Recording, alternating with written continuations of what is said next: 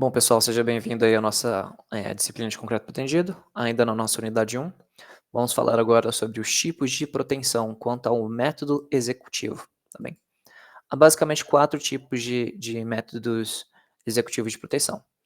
Nós teremos a pré-tração com aderência inicial, pós-tração com aderência posterior, pós-tração sem aderência e proteção externa sem aderência, tá bem? Iremos discorrer sobre cada uma delas aqui para vocês observarem, tá? Basicamente, pessoal, o que que se entende, tá bem? Quando fala-se pré-tração ou pós-tração, isso aqui está relacionado a quando que o cabo será estirado em relação à concretagem dele. Como assim, professor? A pré-tração, o cabo ele vai ser estirado previamente ao lançamento do concreto. Vamos para o próximo slide. Então, como isso funciona, professor? Num canteiro, de obra, geralmente isso não acontece, geralmente é numa fábrica, numa indústria. A pré-tração inicial, geralmente a gente utiliza ela quando a gente vai fazer peças de concreto pré-moldados, tá bem? Então, efetivamente, a gente tem ali um berço de concretagem, que é uma grande forma, tá bem? Essa grande forma, geralmente tem 50, 100, 200 metros de extensão. A gente passa as cordoalhas metálicas, ou os arames de proteção, ou o aço da armadura ativa, enfim. Ele é passado por dentro da peça e ele é esticado previamente, tá bem? Uma vez que ele é esticado e aplicada a força de proteção, o cabo fica retinho. Esses tipos de peças, que são geralmente pré-moldadas, o cabo ele é estirado previamente. Só depois que o cabo é estirado previamente, a gente lança o concreto dentro da forma. E aí esse concreto ele vai endurecer, tá bem? E quando ele é endurecido, a gente libera os dispositivos de ancoragem. O esforço de tração, ele é transferido para a peça através de aderência, tudo bem? Por isso que o nome é pré-tração, ou seja, o cabo é tracionado antes da concretagem e o esforço de proteção ele é transferido para a peça através de aderência. Tem um vídeo aqui mostrando como que são lajes alveolares protendidas fabricadas exatamente nesse sistema.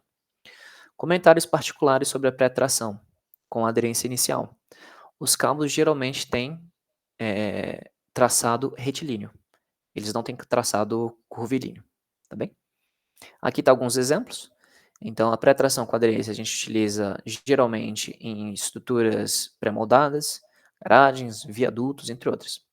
Esse sistema é muito importante para viaduto, pessoal, porque a gente não utiliza escoramento. A peça já está pronta, ela é transportada para o canteiro de obra, içada e instalada. Tá bem? Isso é muito bacana. É preciso ter ideia também da ciência do tamanho das peças. A gente não pode transportar uma viga de 60 metros, tá? A gente não tem trânsito para isso, nem veículos. Então, dependendo do tamanho da peça, ela tem que ser feita em obra, que é agora o caso da pós-tração com aderência posterior. A pós-tração, como o próprio nome diz, pós-tração, os cabos são estirados após o concreto ter sido lançado e ganhado resistência. Tudo bem? E a aderência posterior, ela é adquirida através de uma nata de cimento que a gente injeta por dentro das bainhas metálicas, tá bem? Essas peças geralmente de pós-tração com aderência posterior, os cabos têm um traçado curvilíneo, as peças tendem a ser maiores, geralmente a gente faz pontes com esse tipo de sistema, tá bem? E você tem uma proteção maior. Como assim, professor?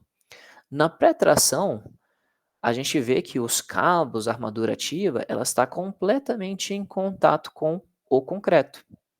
Ou seja, são materiais que estão sujeitos, como a armadura passiva no concreto armado, a efeitos agressivos de corrosão, de ataques de sulfatos, etc. Já após tração com aderência posterior, os cabos eles estão dentro de uma bainha metálica, observe, tá bem? Então, esta bainha metálica, ela protege o cabo, tá bem? Então, uma vez que a peça é concretada, o concreto adquiriu as resistências mínimas, a gente instala, copla, né, o macaco, e esse macaco vai fazer a tração do dispositivo de ancoragem dos cabos, tá bem? Então, ele puxa os cabos todos, e uma vez que esses cabos são puxados, o dispositivo de ancoragem é instalado, os cabos ficam sob tração constante, e aí depois disso injeta-se dentro dessa bainha a nata de cimento, até ela sair do outro lado, né, para indicar que houve o preenchimento da nata por dentro da peça toda, tá bem? Botei um vídeo aqui no YouTube mostrando o vídeo de uma viga de ponte com essa aderência posterior, injeção da nata, etc. Você pode ver também no link que eu vou estar disponibilizando. Em terceiro, nós temos também a pós-tração com aderência posterior. Aquela ali foi posta. Opa, essa aqui a gente já viu. Aqui, tá. Pós-tração sem aderência, que é a terceira. A pós-tração, pessoal, como o nome diz também, pós-tração, os cabos são estirados após o concreto ter sido lançado. E sem aderência, porque o que acontece? Esse tipo de sistema, a gente usa esse tipo aqui de sistema de proteção. Ele é um cabo, geralmente é um cabo azul ou laranja, dependendo do tipo de aço. E por dentro dele, a gente tem, na verdade, uma bainha. Essa bainha é uma bainha plástica e dentro dela a gente tem uma graxa, tá bem? A gente chama de pós-tração sem aderência porque o cabo que fica dentro do concreto, a armadura dentro dele desliza por dentro do cabo. Bacana? Ou seja, a proteção, no caso, ela só é inserida na peça através do dispositivo de ancoragem. Então o cabo ele é puxado por dentro da peça e quando a gente bota a chapa de ancoragem por compressão induz as tensões de compressão. Bacana? Então esse tipo de sistema geralmente a gente usa em edificações residenciais ou comerciais, em casas de alto padrão, em edificações, a gente pode utilizar também em shoppings. Então é um sistema bem bacana.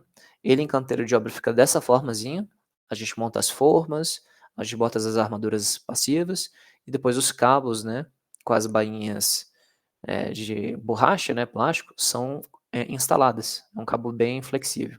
A gente geralmente tem monocordoalho ou bicordoalho, tá bem? Mas é mais comum monocordoalho, a gente bota elas todas um do ladinho da outra assim, tá bem? E por último, pessoal, a gente vai ter a nossa proteção externa sem aderência.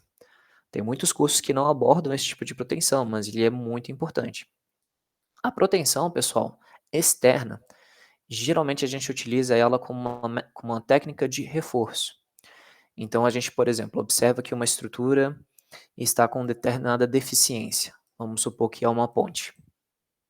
Uma ponte está com uma determinada deficiência e ela, com o tempo, ela começou a ter uma queda de desempenho, tá bem?